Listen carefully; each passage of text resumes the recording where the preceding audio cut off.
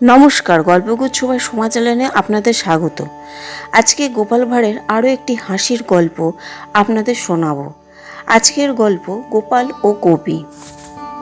বিদ্যাসুন্দর কাব্যের রচয়িতা কবি ভারতচন্দ্র রাজা কৃষ্ণচন্দ্রের সভাকবি ছিলেন।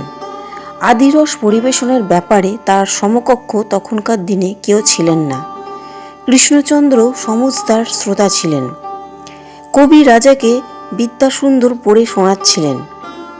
গোপাল রাজসভায় ঢুকে কবিকে কাব্যের পাণ্ডুলিপিটা কাত করে ধরে পড়তে দেখে চেঁচিয়ে বলে উঠল, এ কি করছেন কবি?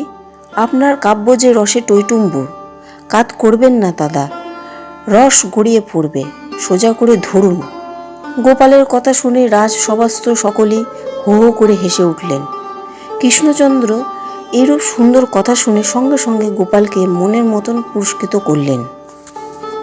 গোপাল ভাঁড়ের এই মজার হাসির গল্পটি যদি ভালো লেগে থাকে তো একটি লাইক ও সাবস্ক্রাইব করতে ভুলবেন না। ধন্যবাদ।